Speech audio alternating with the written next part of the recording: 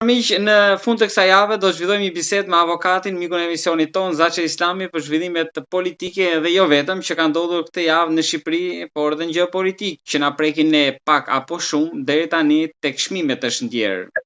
Pasi raketa fatmirësisht nuk kanë kaluar mbi Tiranë. Avokat, të përshëndes dhe falenderoj. Faleminderit për ftesën. Faleminderit ju avokat. Ta nisim nga Belinda Balluku, apo ajo nuk ishte surprizë dhe ju mendoni që ndoshta surpriza më e madhe ishte vizita e ambasadores amerikane në Greqi që erdhi në Tiranë? Jo, puna e zonjës Balluku nuk ishte surprizë, sepse ishte fenomen i njohur dhe i ditur dhe i pritur që do bëhej ashtu. Që do të thotë, u zyrtarizua dhe de jure, dhe ishte de facto, po u bëhe dhe de jure tani korupcioni në Shqipëri. Pra, u zyrtarizua korupcioni që nuk mund të ndiqet penalisht, që nuk mund të dënohet, nuk mund të hetohet, sepse ka mbrojtjen e shtetit. Më lejoni t'ju kundërshtoj avokat, ndoshta për të bërë më shumë pak opozitë edhe për të mirën e bisedës, por korupcioni nuk e bën një individ. Thash, u zyrtarizua korupcioni, thash. Po jo se e bën një individ, sepse ajo vetëm si të hishe, si mos i hishe, ajo është një. Tani po të flasim tërësi ndoshta për precedentin, është që më e rrezikshme. Atëre ta sqarojmë më me hollësi. Kur them u zyrtarizua korupcioni, do të thotë, dua të them dhe dua të bëj të qartë të ditur opinionit publik që mbrojtja, këmbgulja e atyre që quhen deputet që kanë shtetin në dorë tani, për të mos vajtur ajo para drejtësisë, është zyrtarizim me ligj i korupcionit në Shqipëri. Votoi parlamenti zotëri që ajo të mos shkoj, mos jap llogari. Ky është zyrtarizimi i korupcionit. Kjo është që deri dje bëhej fshehura, që bëhej në dhe, bëhej në Rrogos, tani bëhet zyrtarisht me vendim parlamenti.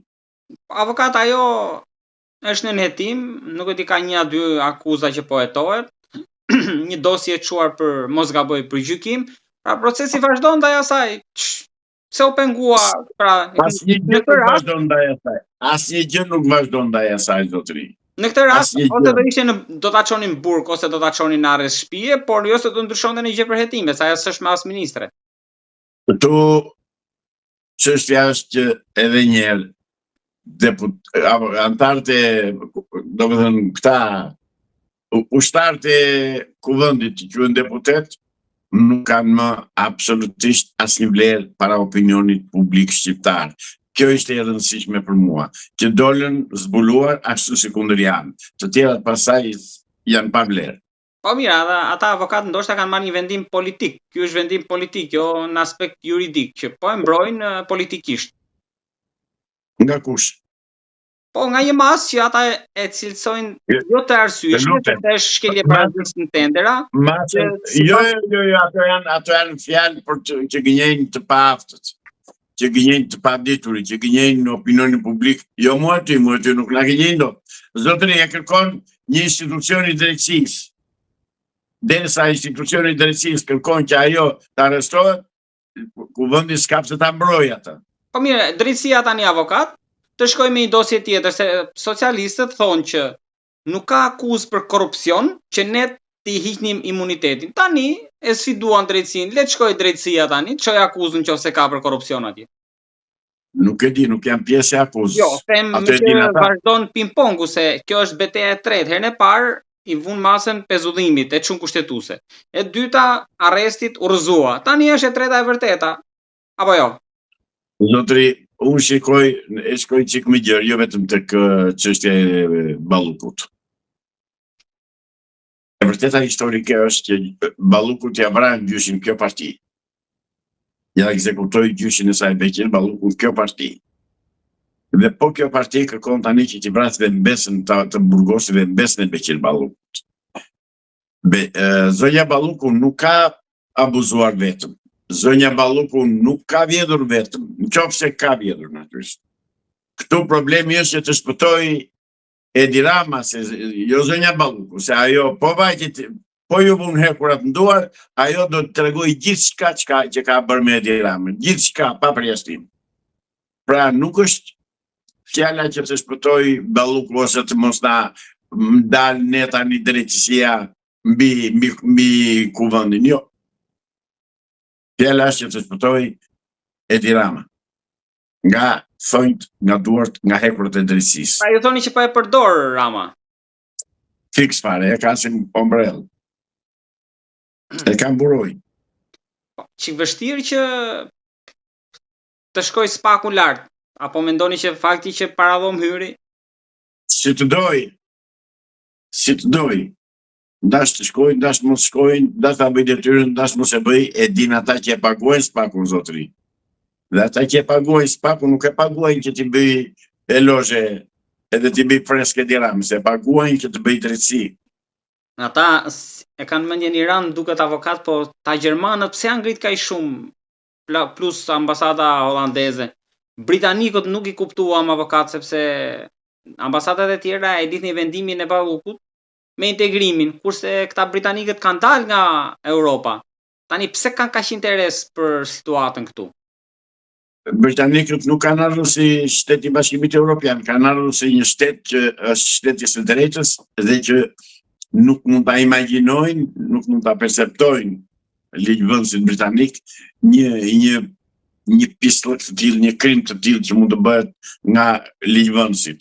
Po dhe mund ta imagjinojnë. Imuniteti më duket atje shpikur përpara në Britani apo gabohem? Se ju e dini më mirë. Po imunitetin atje deputeti e ka për të mos prekur nga kriminali, jo nga drejtësia, jo të mos shkojë para drejtësisë, para gjykatës, jo zotërisë, ka imunitet. Po dhe këtu socialistët kanë dyshime. I vërtetojnë atje në zyrë të prokurorit. Bëj atje edhe t'i jap shpjegime. Dhe këtu se ka dhe një tjetër. Dhe këta shokët e partisë spakut dhe shokët e spakut nuk u vënë gjërave emrin që kanë. Unë kam thënë dhe në intervista tjera kur kam komunikuar me juve. Nuk ke pse të merresh me personin që dha tenderin, zotëri. Merru me personin që bëri rrugën dhe sabotoi, me personin që bëri tunelin dhe sabotoi, me personin që ka marrë parat dhe i ka shpërdoruar. Të dalë ai t'jap llogari pse u shëm rruga. Të dalë ai t'jap llogari pse po bie tuneli. Të dalë ai t'jap llogari dhe të thotë sa lek ka marrë dhe ku kanë çuar. Ndërsa sasia e lekëve që ka marrë kjo zonja, e parave që ka marrë kjo zonja dhe i ka dhënë tenderit, nuk dihet ku kanë shkuar parat e 2 urave që do të bëshin të tuneli llogaras. Pse nuk u bën ku janë parat. Këtë t'jap përgjigje, ndash ai Edi Rama që i ka ngrënë vet ato para me këtë bashk, ndash kuvendi. Po kuvendi ka ca numëror topi atje që u thonë do bëni kështu dhe vate mbaroi. Arrin deri aty sa ai u thot, po i ka unë nga PS-ja u thot, në PS do bjerë kiamet s'ka më PS, Partia Socialiste. Kështu ka thënë. Po, pra kjo është ajo thënia e famshme e ligjit 14. L'État est moi, shteti jam unë. Dhe praktikisht kështu po ndodh. Shteti ishte Edi Rama. Po tani ai është kryetari i një mazhorance të frikshme avokat, 83 mandate, 084. Ndoshta edhe ka drejt të thotë atë. Ajo është mazhorancia e emëruar, nuk është mazhorancia e zgjedhur. Po, ndërkombëtarët i kanë njohur zgjedhjet, kështu që derisa hyj me dalë. Jo, akoma si kanë, njohur jo, Amerika jo. As Evropa nuk është shprehur për ato zgjedhje që janë apo të ndershme dhe të rregullta. Po, raporti OSPE-s janë më të mira se të kaluarat, ka gjëra për Formula e njohur më të mira se të kaluarat, po jo zgjedhje.